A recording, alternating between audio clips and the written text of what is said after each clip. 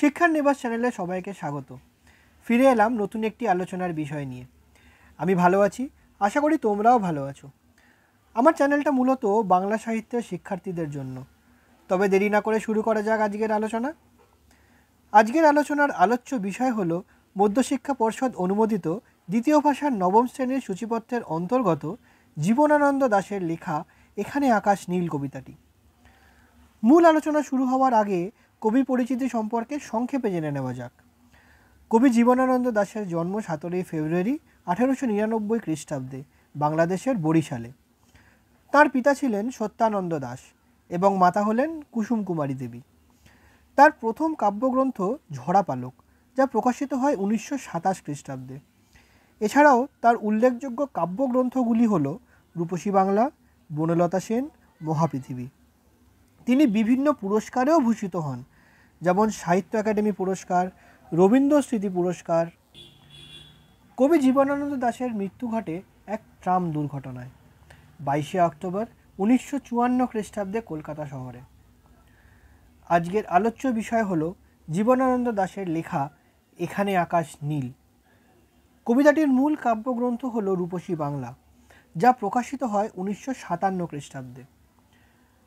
কোন প্রেক্ষাপটকে কেন্দ্র করে এখানে আকাশ নীল কবিতাটি লিখেছিলেন তা একটু জেনে নিই, তাহলে আমাদের কবিতার সারমর্মে পৌঁছতে সুবিধা হবে। দেখো, আমরা সকলেই জানি যে কবি জীবনানন্দ দাশ ছিলেন পল্লী প্রকৃতির কবি।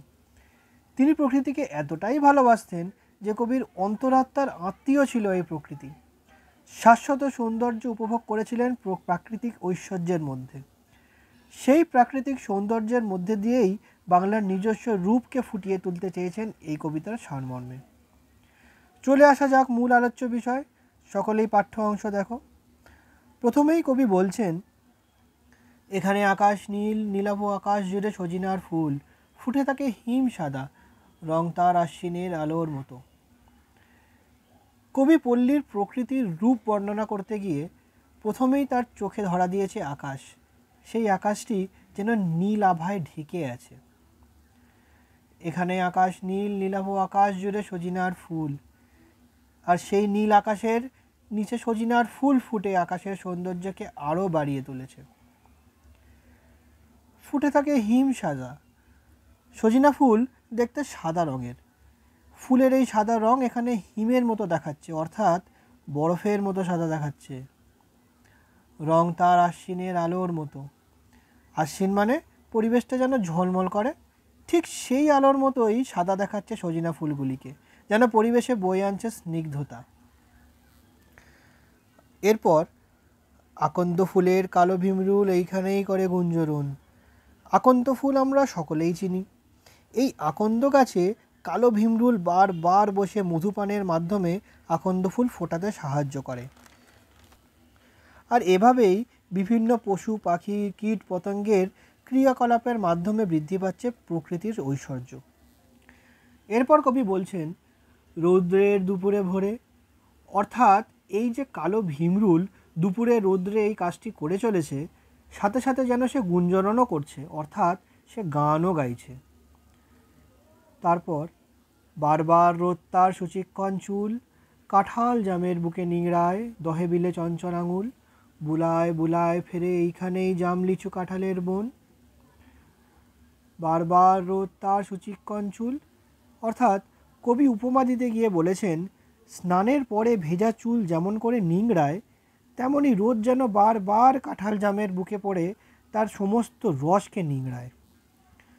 দহে বিলে চঞ্চল আঙুল, দুটি হাতের আঙুল চুলের উপর বিচরণ করে যেমন করে চুল মোছা হয়, তেমন করেই রোদ যেন জলাশয়, হ্রদ, বিলের উপর তার চঞ্চল আঙুল বুলাচ্ছে। বুলায় বুলায় ফেরে এইখানেই জাম লিচু কাঁঠালের বন। সেই রোদ যেন আঙুলের মতো বুলাতে বুলাতে জাম, লিচু, কাঁঠালের বনের গিয়েও পড়েছে। এরপর কবি বলছেন, ধনপতি শ্রীমন্তের বেহুলার লহনার ছুঁয়েছে চরণ। এই ধনপতি, শ্রীমন্ত, বেহুলা ও লহনা এরা হলো পৌরাণিক চরিত্র। এখন প্রশ্ন হলো, কবি এই পৌরাণিক চরিত্রগুলিকে কেন এই কবিতার উপমায় ব্যবহার করলেন? দেখো, কবি বলছেন রোদ এদেরও চরণ ছুঁয়েছে, অর্থাৎ তিনি বলতে চেয়েছেন পৌরাণিক সময় থেকেই প্রাকৃতিক সৌন্দর্য বৃদ্ধি করতে রৌদ্র অন্যতম ভূমিকা পালন করে যাচ্ছেন। প্রকৃতির এই সৌন্দর্য ঐশ্বর্য কিন্তু চিরন্তন। মেঠো পথে মিশে আছে কাক আর কোকিলের শরীরের ধুলো। অর্থাৎ প্রাকৃতিক সৌন্দর্যের মধ্যে কবি যে মেঠো পথের বর্ণনা করেছেন, অর্থাৎ মাটির সেই পথে কাক ও কোকিলের শরীরের ধুলোও মিশে আছে। এবার দেখো, কবেকার কোকিলের জানো কি তা? যখন মুকুন্দরাম হায় লিখিতেছিলেন বসে দুপহরের সাধের সে চণ্ডিকা মঙ্গল। কোকিলের ডাক শুনে লেখা তার বাধা পায়, থেমে থেমে যায়। কবি বলতে চেয়েছেন যেই সময় মুকুন্দরাম তার সাধের চণ্ডিকা মঙ্গল লিখেছিলেন সেই সময়ও কোকিলের ডাক শোনা যেত।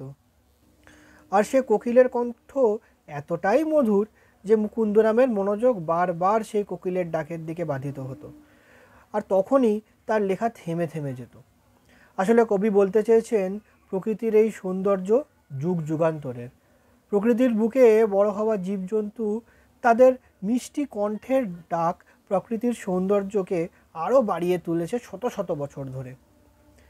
এরপর পরের লাইনে দেখো, অথবা বেহুলা একা যখন চলেছে ভেসে গাঙুরের জল, সন্ধ্যার অন্ধকারে ধান খেতে আম বনে অস্পষ্ট শাখায় কোকিলের ডাক শুনে চোখে তার ফুটেছিল কুয়াশা কেবল। মনসামঙ্গল কাব্যের একটি চরিত্র বেহুলা। আমরা সকলেই জানি সে মৃত স্বামীর দেহ নিয়ে গাঙুরের জলে ভেলা ভাসিয়েছিল স্বর্গের উদ্দেশ্যে স্বামীর প্রাণ ফিরিয়ে আনতে। সেই সময় সন্ধ্যার অন্ধকার, অর্থাৎ দিনের মতো আলো না থাকায় ধান ক্ষেত আমবন যেন অস্পষ্ট দেখতে লাগছিল। সেই সন্ধ্যায় কোকিলের ডাক যেন বেদনা মিশ্রিত আর্তনাদ, আর মনে হচ্ছিল তার কষ্টে কোকিলও যেন দুঃখ প্রকাশ করছে। সেই মুমূর্ষ ডাকে তার চোখে ফুটে উঠেছিল কুয়াশা, অর্থাৎ তার চোখ জলে ভরে গিয়েছিল। কবি জীবনানন্দ দাশ এখানে আকাশ নীল কবিতার মধ্যে দিয়ে এই বার্তাই দিয়েছেন যে প্রকৃতি এমনই এক অদ্ভুত শক্তি যা চিরকাল বিরাজমান, যে শক্তির দ্বারা সেই প্রকৃতি আমাদের আনন্দে আনন্দিত হয়ে ওঠে এবং সমভাবে আমাদের দুঃখে বেদনা তীর্থ সুর বহন করে। এবার এখানেই এই আলোচনা শেষ।